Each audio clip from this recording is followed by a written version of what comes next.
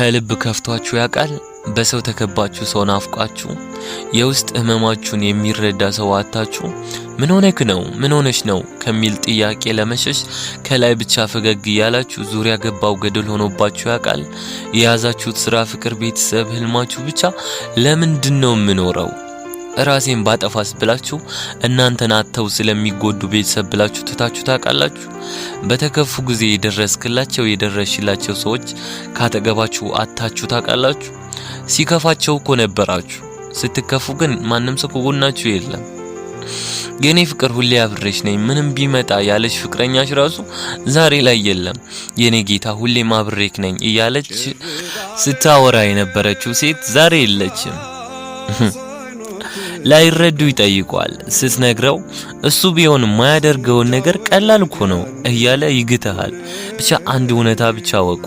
ባዶነት ሲሰማኝ፣ ብቸኝነት ሲወርሰኝ፣ ሲደክመኝና ሲከፋኝ ከማንም በላይ መጠጋት የምፈልገው የነፍሴ አምላክ ወደ ሆነው ጌታዬ አላህ ሱብሓነሁ ወተዓላ ነው።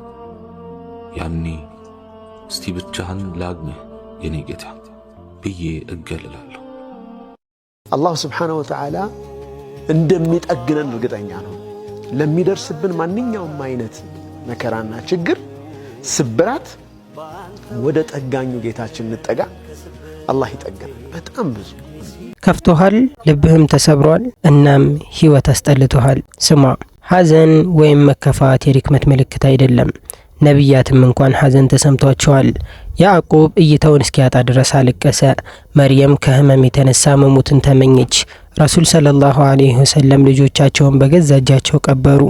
አላህ ሱብሓነሁ ወተዓላ እንዲህ ይላል፣ በእርግጥ ከችግር ጋር ምቾት አለ። እያንዳንዱ እንባ ኃጢአትን ያብሳል። እያንዳንዱ የልብ ስብራት ደረጃህን ከፍ ያደርጋል።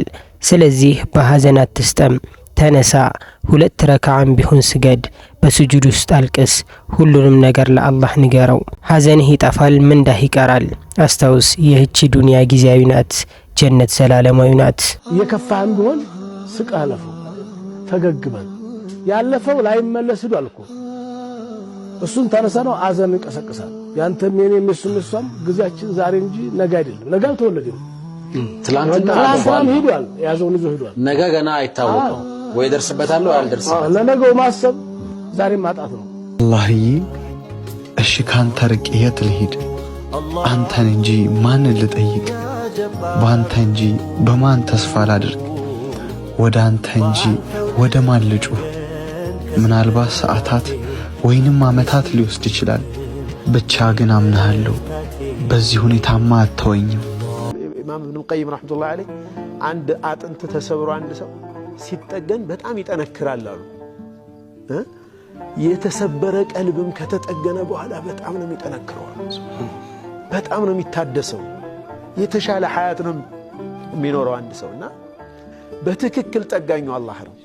የቀልብንማ ተወው፣ ማንም ሊጠግነው አይችልም ከአላህ ሱብሓነሁ ወተዓላ ውጭ። በሐዘንህ ብቻህን አይደለህም። አንዳንድ ጊዜ ሐዘን እንዲህ እንድናስብ ያደርገናል። እኔ ብቻ ነኝ የምሰቃየው፣ እኔ ብቻ ነኝ የምንገላተው። ግን አላህ ያስታውሰናል። ነቢያትም ቢሆኑ ሐዘን መከፋት ተሰምቷቸዋል። ያዕቁብ አለይሂ ሰላም ዩሱፍን በማዘን አይናቸው እስኪጠፋ ድረስ አለቀሱ። መርየም አለይሂ ሰላም በጣም ከመጨነቋ የተነሳ ብቻዋን ስትወልድ ብትሞት ትመርጥ ነበር። ረሱል ሰለላሁ ዐለይሂ ወሰለም ራሳቸው ተሰድበዋል፣ ውድቅ ተደርገዋል፣ ልጆቻቸውን በገዛ እጃቸውም ቀብረዋል። ሐዘን የድክመት ምልክት አይደለም፣ የሰው ልጅ የመሆን ምልክት እንጂ። ያ አላህ፣ አንተ እየወደድከኝ ማንም ቢጠላኝ አይጎዳኝ። አንተ እየጠላኸኝ ዓለም ቢወደኝ አይጠቅመኝ። የተወደደ ማለት አንተ የወደድከውን፣ የተጠላ ማለት አንተ የጠላኸውን፣ የተተወ ማለት አንተ የተውከውን። ጌታዬ ውደደኝ፣ አትጥላኝ፣ አትተውኝ። ደስታ መጣ ሄደ፣ አየሁት አየሁት። ሐዘን መጣ ሄደ፣ አየሁት አየሁት። ሰውም መጣ ሄደ፣ አየሁት አየሁት። እኔ ነኝ ሰልሰለች ከኔ ጋር ያለሁት። በጣም የምትወደው ጓደኛ፣ አብረህ ለአመታት ስራ አብረህ የሰራው ጓደኛ ገንዘብን ቢክድህ ከአላህ ውጪ ይህንን ቀልብህን ማን ነው? ይህንን የተሰበረ ልብ ማን ነው የሚጠግነው? በጣም የሚወዳት ሚስቱ በሆነ ምክንያት በጣም በትንሽ ነገር ልጆቹን በትናበት የሄደች ባል ማን ነው ልቡን የሚጠግንለት ከአላህ ውጭ? በእያንዳንዱ ነገር ሚስቱን መቆሚያ መቀመጫ ያሳጣ በዳይ ባለቤት ያላት ሚስት ልቧን ማን ይጠግንላት ከአላህ ውጭ? ምናልባት ሰውየው ውጭ በጣም የሚወደድ ይሆናል፣ በጣም የሚከበር ሰው ይሆናል፣ የቤት ውስጥ ቀጋ ይሆናል። ብትናገር እንኳን የሚያምናት የሌለ ስንት ሴት አለች። ልቧን አላህ ብቻ ነው ወደ ጀባር መጠጋት ብቻ ነው የሚጠግነው። አላህ ሲጠግነው ደግሞ አስለሕና ለው ዘውጀህ እንዳለው አላህ እንደው ሁሉን ነገር ያስተካክለዋል። አላህ ሱብሓነሁ ወተዓላ ወደ ጀባር የተጠጋ ሳይጠገን ተመልሶ አያውቅም። አልጀባር አቅሳ ረሕማ የሚያሳይ ስም ነው። አላህ ህመምህን ያውቃል። አላህ እንዲህ ይላል፣ አትዘን አላህ ከኛ ጋር ነውና። እናም በሌላ ቦታ ላይ ደግሞ እንደዚህ ይላል፣ ከጭንቀት ጋር ምቾት አለ። በእርግጥም ከጭንቀት ጋር ምቾት አለ። ልብ በል፣ አላህ ከጭንቀት በኋላ ምቾት ይመጣል አላለም። ከጭንቀት ጋር ምቾት አለ እንጂ። ይህ ማለት ህመምህ ቋሚ አይደለም። ከእሱ ጎን ለጎን አላህ እፎይታን አስቀድሞ ጽፎለታል ማለት ነው። እንዲህ የሚጨነቅለት የወደፊት ህይወት ምናልባትም እኮ ነው የለውበት። አምላኬ አልዋጋው፣ ስክን ልበል፣ ዛሬን ልኖር፣ ከኔ ሁን፣ አግዘኝ። አልሐምዱሊላህ አላህ አለ። እምቢ ከፋ በዙሪያዬ ሰዎች ባጣ፣ ብወነጀል ያለ ጥፋት ያለ በደሌም ብቀጣ፣ ገመናዬ ለአደባባይ ያለ ስሜ ስም ቢወጣ፣ ችግር ቢጠፍረኝ መተንፈሻ እስከማጣ፣ እድፍ ልቤን የሚያጸዳ ስለ ቆሸሽኩም ማይተወኝ እየራኩት የሚጠጋ አልሐምዱሊላህ አላህ አለ። ምርር ብሎት እያለቀሰ አዩትና ለምንድነው ይሄ ሁሉ ለቅሶ፣ ምንድነው ይሄ ሁሉ እንባ ብለው ጠየቁት። የጀነት በሩ ተዘግቶብኝ ነው ማለቅሰው፣ የጀነት በሩ ተዘግቶብኝ እንዴት አላለቅስ አላቸው። እንዴት አሉት? እናቴ ሞተች አላቸው። እናታችሁ በህይወት ያለች ሰዎች እንደናንተ እድለኛ የለም። ዓለም ላይ አንዲት ሴት አለች፣ መኖሯም መሞቷም ህይወቷም ጭንቀቷም ሁሉ ነገሯ ያንተ ህይወት የሆነ። እሷ ከሞተች በኋላ አክስቶችህ ይመጣሉ፣ ቤተሰብ፣ ዘመድ አዝማድ፣ በጣም ብዙ ሰው ይመጣል። የእሷን ቦታ ለመተካት ይሞክራል፣ ግን አይችሉም። የሞተች ቀን የእሷ መቃብር ላይ ቆመ አንድ ነገር ይገባሃል። ከሞተች በኋላ ፊቷን በጣም ማየት ትናፍቃለህ። ፊቷን ማየት ይናፍቅህና ግን አትችልም። እናታችሁን አደራ እሷን በመንከባከብ በማስደሰት ደውልላት፣ ዘይራት፣ አግኛት፣ አስደስታት፣ አስቃት። እናታችሁን በመንከባከብ አደራ። ሐዘን ሲሰማህ በሌሎች ነገሮች ውስጥ አትስመጥ። በማያልቀው ስክሮሊንግ፣ ፊልሞች ወይም የውሸት ፈገግታዎች ራስህን አታደናቁር። ልብህን ወደ ፈጠረው ወደ አንድዬ ወደ አላህ ሩጥ። ረሱል ሰለላሁ ዐለይሂ ወሰለም እንዲህ ብለዋል፣ በእርግጥ አላህን በማውሳት ልቦች ረፍት ያገኛሉ። ቁርአንን ክፈት፣ አንድ አያ እንኳን ቢሆን አንብብ፣ ዱዓ አድርግ፣ ማልቀስ ካለብህም ማልቀስ። ስጁድ ውስጥ ገብተህ ለሰዎች መንገር የማትችለውን ሁሉ ለአላህ ንገረው። እውነተኛ ፈውስ የሚጀምረው እዚያ ነው። ምን ያህል ከባድ ነገር እንደሞከርክ፣ ምን ያህል እንደታመምክ፣ ምን ያህል ተስፋ እንዳጣ፣ ምን ያህል እንደደከመ የሚያውቅልህ ፈጣሪ ብቻ። እሱ ጥሎ አይጥልም። በርታል። አንዳንዴ መገፋት መልካም ነው። ከሰው እጅ አውጣና አላህ እጅ ይጠራል። እንዳይከፋ። ለሁሉም ዱዓዎች፣ ለሁሉም ሐጃዎች ከሰዎች ርቀህ ወደ አላህ ይዞርቅባቸው። ለእያንዳንዱ ምኞቶች ለአላህ ደራ ያልካቸው ስንትና ስንት ፍላጎቶች ዱዓ ያደረክባቸው አንተ የረሳሃቸው አላህ ግን አልረሳቸው። ለብዙ ምኞቶችና ፍላጎቶች በጣም ከመፈለግ የተነሳ እንባ ላፈሰስክባቸው ምኞቶች ሁሉንም ሰብስብና ለአላህ ስጣቸው። በሱም ላይ ተማመንና እንዲህ በል፣ يأتي بها الله إن الله لطيف خبير። الله ያመጣቸዋል። አላህ እኮ እጅግ ሩህሩህና የልብን አዋቂ ነው ይላል አላህ። እሱ ዘንድ አማናዎች አይጠፉም።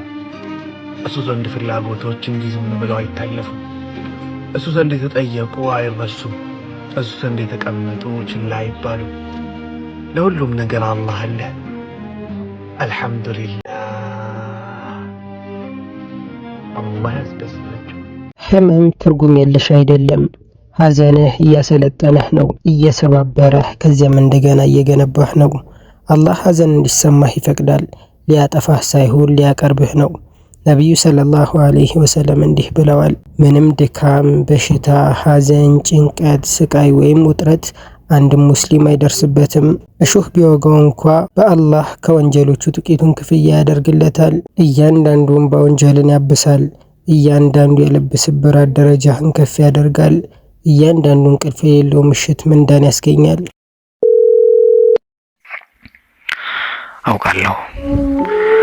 አውቃለሁ ብዙ ነገር እንደከበዳችሁ፣ አውቃለሁ ብዙ ነገሮች እየጨላለሙባችሁ እንደሆነም ከልባችሁ ከሳቃችሁም እንደቆያችሁ አውቃለሁ። የሚረዳችሁ ሰው እንዳጣችሁ፣ የህይወት ፈተናው ተወረዷ እንደተደራረበባችሁም አውቃለሁ። ነገን የማየት ጉጉታችሁም እምብዛም እንደሆነም ይገባኛል። ያመናችሁት ሰዎች እምነታችሁን እንደበሉባችሁ፣ ስድቡንም ዱላውንም መከራውንም መቋቋም እንዳቃታችሁ አውቃለሁ፣ ይገባኛል። ብቻችሁንም እንደሆናችሁም አውቃለሁ። የቤተሰብ ናፍቆቱ፣ ስራ ማጣቱ ከባድ እንደሆነባችሁ አውቃለሁ። ግን የእናንተ ተራ ደርሶ አላህ የልባችሁን መሻት የምትፈልጉትንና የሚያስፈልጋችሁን ነገር በሙሉ አሟልቶላችሁ ህልማችሁ ተሳክቶ በደስታ እያለቀሳችሁ ሱጁድ የምታደርጉበት ቀን ሩቅ አይደለም። አይዞንሽ፣ ያልፋል፣ በርቱ። አንዳንድ ሰዎች አሉ በአንተ ህይወት ውስጥ ይመጣሉ፣ በአንተ ህይወት ውስጥ ይመላለሳሉ። ካንተ የሚፈልጉት ግን ጥቅም ብቻ ነው። ላንተ ግድ የላቸውም፣ አይወዱህም፣ ውስጣቸው ቦታ የለውም ላንተ።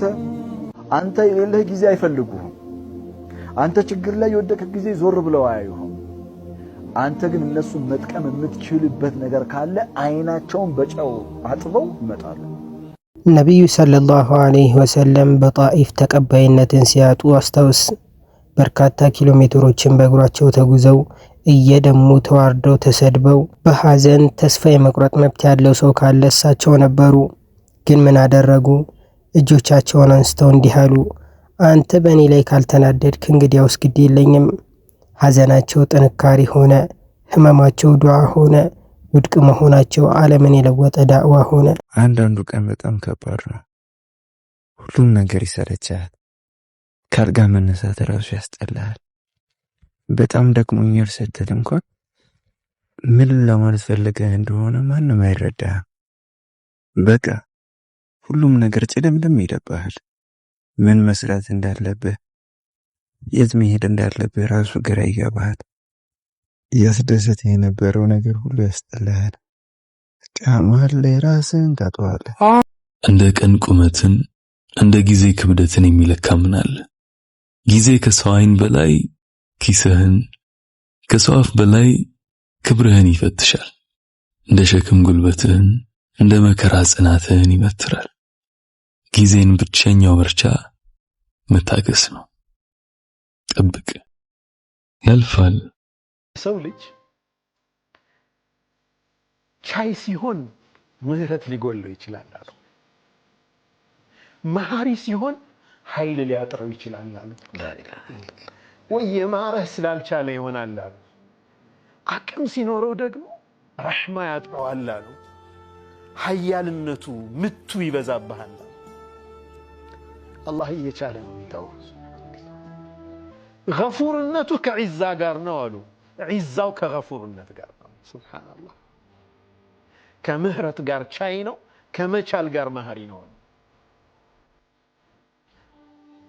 ኃይል ሲበዛ መሐሪነት ሊጎል ይችላል። ከቻለ ምን ያስፈራዋል? ምን ፈልጎ ይምርሃል? ሐዘን ሲሰማችሁ የምትወስዷቸው ተግባራዊ እርምጃዎች፣ አንደኛ 2 ረካ ስገዱ። አጭር ቢሆንም ደካማ ቢሆንም እንኳን። ሁለተኛ የጭንቀት ዱዓዎችን አንብቡ፣ ሐስቡናላህ ወኒዕመል ወኪልን የመሰለ። ሶስተኛ ከምታምኑት ሰው ጋር ተነጋገሩ፣ ሐዘን በጋራ ሲሆን ቀለል ይላል። አራተኛ ትናንሽ መልካም ስራዎችን ስሩ፣ አንድን ሰው እርዱ፣ ሰደቃ ስጡ። ሌሎችን መርዳት የራሳችሁን ልብ ይፈውሳል። አምስተኛ ጀነትን አስታውሱ። ሐዘናችሁ ጊዜያዊ ነው፣ ግን ምንዳችሁ ዘላለማዊ ነው። እኔ ማለት ብለህ አታስረዳ። የሚወድ ከነጉለት ይወዳል፣ የሚጠላ ከነሙሉነት ይጠላል። ከነደካማ ጎን የማይቀበል ሰው አይወድም። ውሸት ነው። ከነ ችግር የማትቀበል ሴት አትወድም። ከነ ድክመቷ የማይቀበላት ወድ አይወዳት። እንዴ ጥሩ ስትሰጠው የማይስቅ ማን አለ? ስትሰጠው የማይሰጥ ማን አለ? ትሪት ስታረገው ትሪትመንትን የማያደንቅ ማን አለ? ሰው ያስፈለገው እኮ የምትጠቅመው ረዳት እንፍጠርለት ነው መጽሐፍ ቅዱስ የሚለው። ሶ የተፈጠረችልህ ረዳት ከነ ድክመት ነው አብራ የምትኖረው። ድክመትህን ግን አንስታ በድክመት ሁሉ ጊዜ ተች የምታደርግ ከሆነ ረዳት አይደለችም። እሱ ነገርው የሚረዳ የልብህን የሚያውቅልህ ስታጣ ያኔ መከፋትህን በፈገግታ ትሸፍናል፣ እየከፋ ትስቃለህ። አየህ እኔ ደርስኝ እንጂ ልቤ መሳት አቆመ ቆይቷል። ወንድሜ አሁን አዝነህ ከሆነ አላህ ጥሎኛል ብለህ አታስብ። ዋጋ የለሽ ነኝ ብለህ አታስብ። ለዘላለም ይኖራል ብለህ አታስብ። ህይወት በአውሎ ንፋሶች የተሞላች ናት። ግን ምንም አውሎ ንፋስ ለዘላለም አይቆይም። እናም እያንዳንዱ አውሎ ንፋስ ወደ አላህ ያቀርብሃል። ታገስ፣ መጸለይህን ቀጥል፣ እሱን ማስታወስ ቀጥል። ምክንያቱም አንድ ቀን ይህ ሐዘን ወደ ኋላ መለስ ብለህ ስታየው ጥንካሬን፣ ትዕግስትን እና ከፈጣሪህ ጋር ጥልቅ ግንኙነትን ያገኘህበት ምክንያት እንደሆነ ትገነዘባለህ። እናም ማስታወስ፣ ሐዘንህ ለተወሰነ ጊዜ ሊቆይ ይችላል፣ ግን ጀነት ለዘላለም ነው። ሐዘን ሲሰማህ ወደ አላህ ሩጥ። ዛሬ ሆይ እባክህ አይምሮኝ ከጭንቀት ገላግለው። እማያልፍ ነገር ዱንያ ውስጥ የለም። እማያልፍ ነገር ዱንያ ውስጥ የለም። አንድ ታሪክ አለ። አንድ ሰው ለንግድና ለተለያየ ጉዳይ አንድ ከተማ ይሄዳል። ባዕድ ነው እሱ። አንድን ሰው ያገኘዋል። በጣም ከመቸገሩ የተነሳ በአንድ በሬ የሚያርስ ሰው ያገኛል። በአንድ በሬ የሚያርስ በጣም ተቸግሮ ማለት ነው። ከዛ ሌላ ጊዜ ሲመጣ ምንድነው ሲለው ይህም ያልፋል አለው። ሌላ ጊዜ ሲመጣ በሬውም የለም፣ ራሱ ተሸክሞ እያረሰ ያገኘዋል። ምን ነው ወዳጄ ሲለው ይሄም ያልፋል አለው። ሌላ ጊዜ ያ ሰው የት ሄደ ብሎ ሲጠይቅ ንጉሥ ሆኗል አሉት። ደግሞ በሆነ መንገድ ደግሞ ገብቶ ነግሷል ቤተ መንግሥት። እስኪ ያሳዩኝ እንደው ይሄ ሰውዬ ከዚህ ሁሉ መከራ ወጥቶ ንጉሥ የሆነው እስኪ ሂጄ ልየው ብሎ ዘየረው ቤተ መንግሥት። እንዴት ነህ? ይህም ያልፋል ንግስናው። ከተወሰነ ጊዜ በኋላ ሲመጣ ሞቷል ያ ሰውዬ። እስኪ ቀብሩን አሳዩኝ። ይህም ያልፋል ያለው እኮ እውነቱን ነው። እስኪ ቀብሩን አሳዩኝ አለና ቀብሩ ጋር ሲሄድ ቀብሩም ላይ የተለጠፈው ጽሑፍ ይህም ያልፋል ይላል። ሌላ ጊዜ ሲመጣ ያ ቀብር ተነስቶ መንገድ ተሰርቶበታል። መንገዱን እያየ ይህም ያልፋል፣ መንገዱም ያልፋል። ከሌላ ጊዜ ደግሞ ቢመጣ መንገዱም ሌላ ነገር ሆኗል። በቃ ዱንያ ይሄው ነች። አላህ ሱብሓነሁ ወተዓላ እኔም በተናገርኩት እናንተም በሰማችሁት ተጠቃሚ አድርገን። ለቻናላችን አዲስ የሆናችሁ ሰብስክራይብ በማድረግ ቤተሰብ መሆን ትችላላችሁ። የቴሌግራም ቻናል ሊንካችን ኮመንት ላይ እንዲሁም ዲስክሪፕሽን ላይ ያለላችሁ ገብታችሁ ፎሎ አድርጉ።